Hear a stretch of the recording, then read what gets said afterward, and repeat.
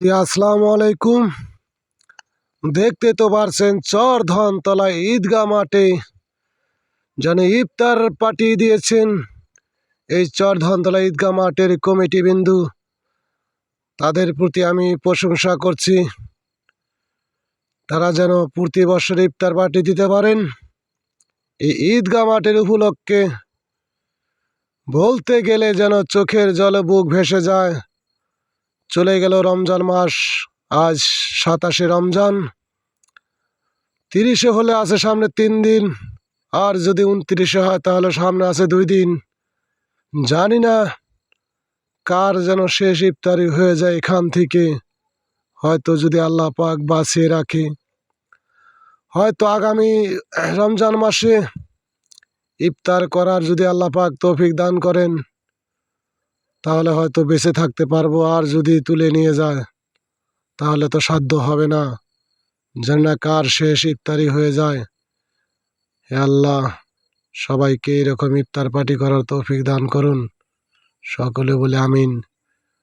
আমার ভিডিওটা যে যেখান থেকে দেখছেন, যদি ভালো লাগে তাহলে চ্যানেলটাকে সাবস্ক্রাইব করে দিবেন, লাইক শেয়ার কমেন্ট করে আপনাদের মতামত জানাবেন।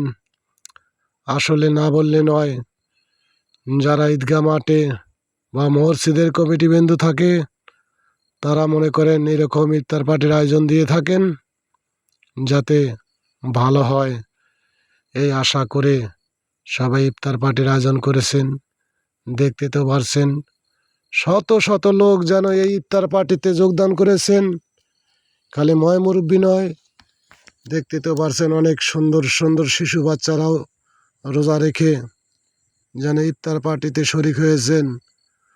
আল্লাহ তুমি সহায় থেকেও বাচ্চাদের ডুবুরে যেন রোজা রাখতে পারে, এই আশা করে আমি ভিডিওটা করেছি, যাতে আপনাদের দেখাইতে পারি চরধনতলার ঈদগাহ মাঠের কমিটি বিন্দু যারা আছেন তারা কত কষ্ট করে, কত পরিশ্রম করে এত সুন্দর, এত ভালো আয়োজন করে থাকেন যেন মনের মতো করে।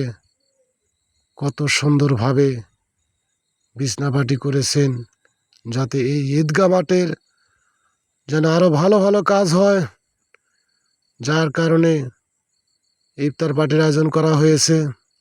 দেখতে তো পারছেন চরধনতলার, এবং খালি ধনতলা বললেই নয়, 2-3 গ্রামের লোকজন এই ইফতার পার্টিতে যোগদান করেছেন।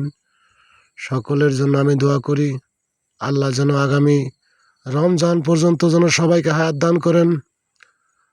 মহান রব্বুল আলামিনের কাছে এটাই আশা। সকলে বলে আমিন।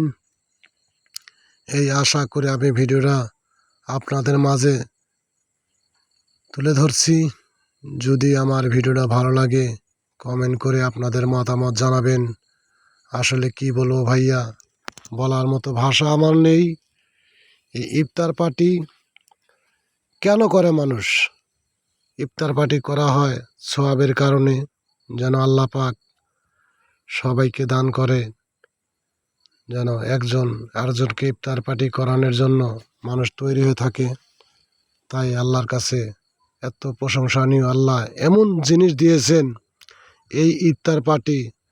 রমজানটা যদি বাড়িয়ে যায়, এরকম লোকজন এরকমভাবে কেউ ইফতার পার্টি করবে না, করতেও পারবে না, বা এরকম মজাও লাগবে না। যা রমজান মাসে ইফতার পার্টি যেটা করা হয়, আসলে আল্লাহ তাআলা এত নিয়ামত দিয়েছেন এই ইফতারের। দেখতে তো পারছেন যতক্ষণ পর্যন্ত ইফতারের সময় না হয়েছে এতক্ষণ পর্যন্ত সবাই ইফতার নাড়াচাড়া করবে, কিন্তু মুখে দিবে না। কি আল্লাহর নিয়ামত! এই নিয়ামতের প্রশংসা কিভাবে করব যা আল্লাহ তাআলা দিয়েছেন। হে আল্লাহ, সবাইকে তুমি রোজা থাকার তৌফিক দান করো, নামাজ পড়ার জন্য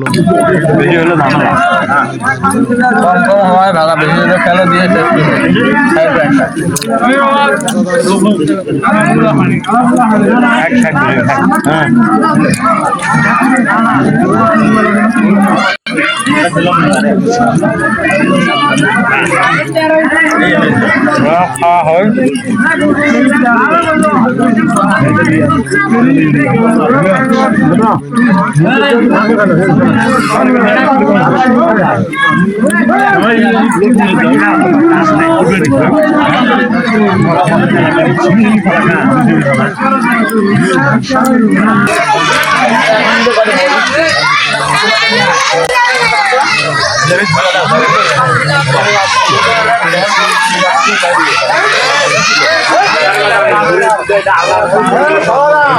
এই কারণে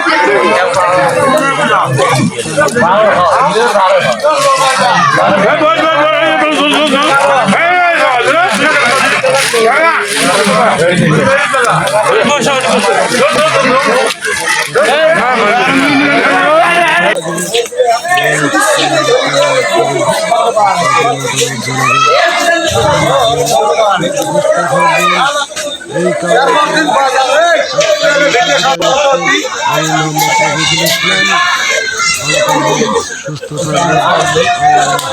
থাকবে।